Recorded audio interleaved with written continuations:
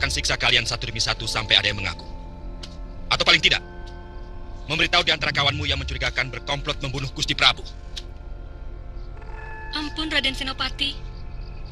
Hamba melihat dia selalu akrab dengan Dayang Sunti. Mereka berdua adalah Dayang baru yang diangkat oleh Gusti Raden Tumenggung Rastra. Ampun, Raden Senopati. Hamba tidak bersalah. Ampun, Raden. Ampun, Raden. Ampun. Ampun, Raden.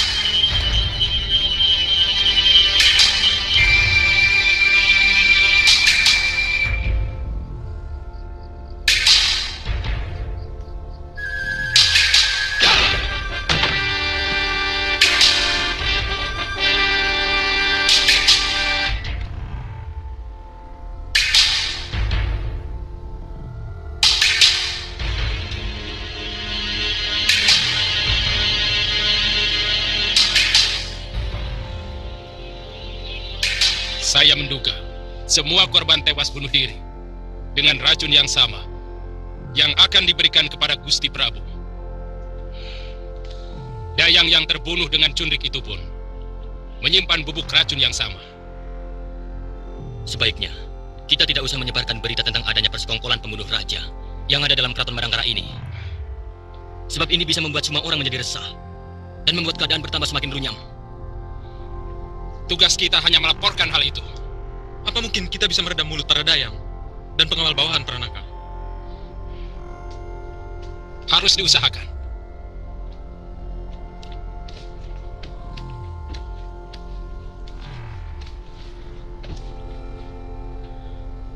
Hamba akan mengatasinya, Gusti Senopati. Mereka akan hamba tahan secara halus dalam salah satu asrama kesatriaan, tanpa mereka merasa ditahan. Lalu, mengenai para dayang itu, akan hamba sumpah untuk bungkam. Biasanya, wanita-wanita tua sangat takut kepada Dewata kalau berani melanggar sumpahnya, Gusti. Ya, itu bagus. Aku yakin itu mudah diatasi. Masalah yang lebih penting, dari mana kita mulai melakukan penyelidikan untuk membongkar komplotan ini? Kita harus tahu dulu latar belakang Tumenggung Rastra. Sebab untuk sementara dia menjadi kunci dalam peristiwa ini. Ya, setahu saya, dia anggota setia dari pasukan Madangkara. Semenjak pasukan Paman Aragani dan Paman Kalamenda berada di Bojong Setu. Dia anak Wasrap, telik sandi kita, yang menyamar sebagai pemilik warung di Madangkara pada zaman itu. Kalau saja Durgalapati masih hidup, kita tidak perlu repot mencarinya. Pasti dia yang melakukannya. Dialah ahli racun yang sangat kondang di kawasan barat. Hampir setara dengan Luh Karpo dari Kahuripan. Sedang jenis racun yang digunakan sama dengan milik Durgalapati. Maaf, Gusti Panglima. Hamba yakin pelaku utamanya adalah orang yang sama yang meracuni sungai. Bisa jadi. Kalau begitu, secepatnya kita susun tenaga telik sandi untuk menanggulangi kejadian ini. Kau sanggup melaksanakannya, Pranaka? Kalau Gusti semua menugaskan, hamba sanggup, Gusti. Bagus.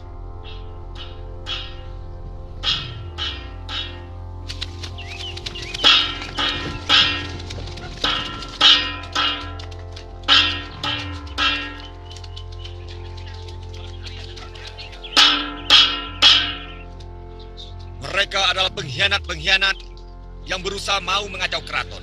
Kenapa dia jadi pengkhianat? Pengkhianat-pengkhianat yang patut mendapatkan kebinasaannya sendiri. Ini adalah sebagai contoh bahwa untuk maksud jahat seperti itu akan mendapatkan ganjaran yang setimpal dari Bayangkari Raja. Semoga menjadi perhatian bagi kita semua untuk mendapatkan kedamaian di negeri kita sendiri.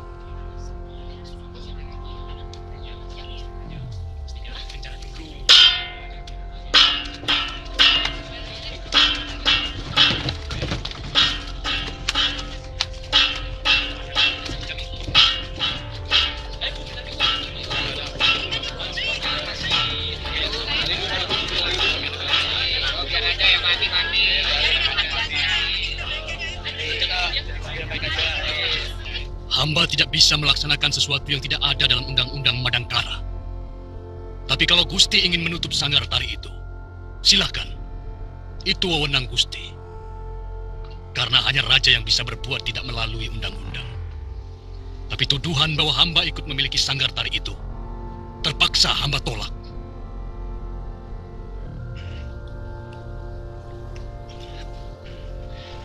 Berita itu dari Ranggalela, pengelola sanggar itu sendiri.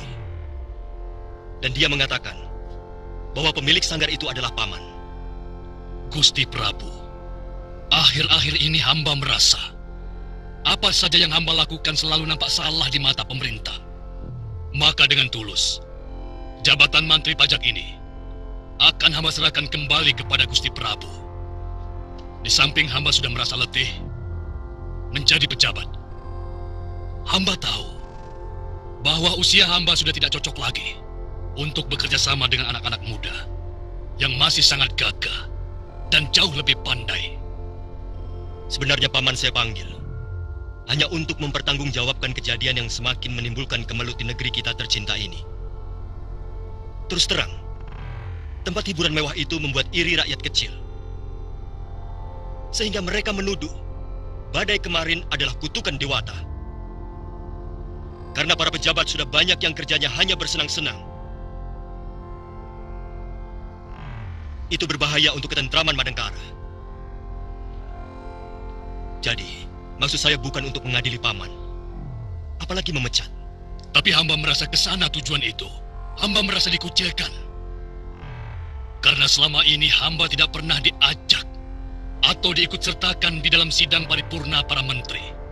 Padahal semestinya hamba harus ikut. Ya, paman berhak curiga. Meski tujuan kami bukan itu. Sama seperti paman Argani, yang juga salah paham dengan kebijaksanaan saya. Saya bisa maklum. Karena itu, keniatan hamba sudah tegas. Hamba akan mengundurkan diri.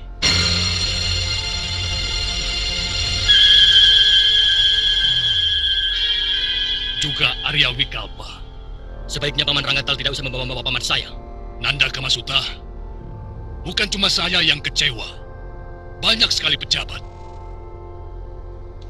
Pejabat tua yang ikut merasa terluka.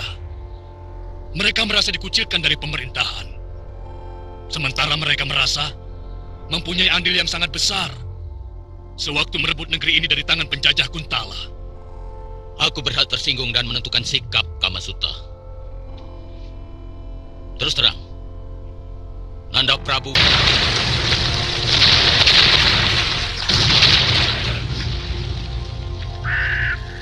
dalam urusan ini, paman sudah kena hasutan yang tidak bertanggung jawab. Gusti Prabu sama sekali tidak bermaksud melupakan jasa orang-orang tua. Bahkan sebaliknya, kenyataannya kami semua ini dilupakan. Tidak, paman.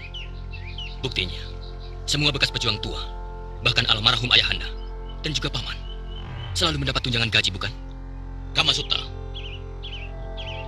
kami ini bukanlah kerbau yang sudah merasa senang kalau diberikan rumput yang cukup. Kami ingin lebih dari sekedar makan. Paman membutuhkan sanjungan sebagai pahlawan atau kekuasaan? Kedua-duanya. Karena itu adalah hak kami. Dan sekarang, kedua-duanya sudah direnggut dari kami. Seolah-olah hanya kalianlah dari golongan muda yang paling hebat, yang paling berjasa. Paman salah paham. Semuanya itu tidak benar.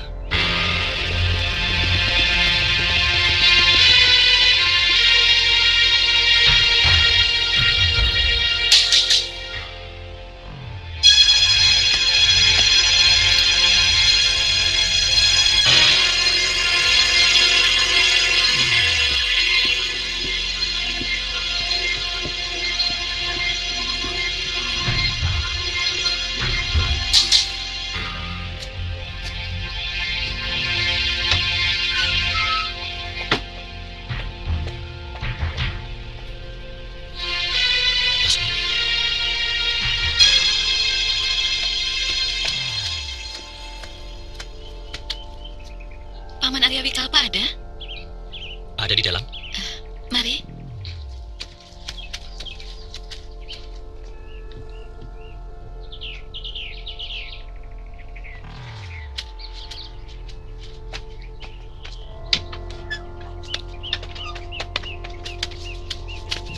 Semua tewas. Dan Rasta terpaksa harus dibunuh. Karena dayang yang kita susupkan tertangkap basah. Sayang, padahal kami cukup lama mempersiapkan Rasta. Dia memang keturunan Telik Sandi. Bapaknya pernah menjadi Telik Sandi Argani. Waktu Madangkara masih dikuasai Pangeran Damar Kencana.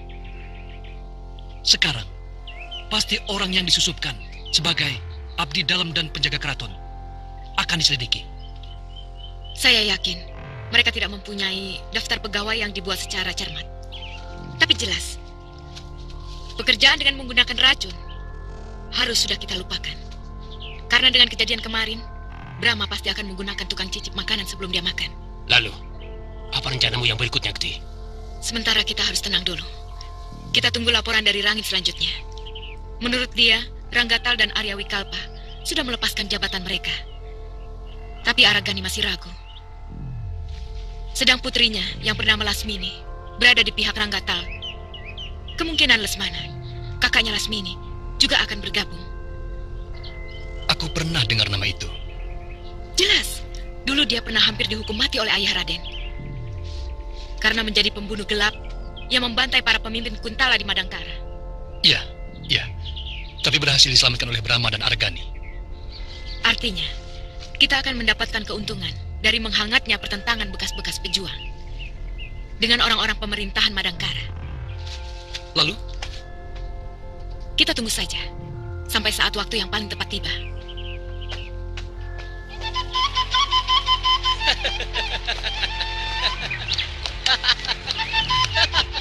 Guru, saya dapat kijang lagi. Terima kasih, Guru. Hanya ada 2 orang yang ahli dalam soal racun di tanah Pasundan ini. Yang pertama adalah Durgalapati. Yang satunya, adik seperguruannya yang masih sepupu. Dia bernama Ki Busur.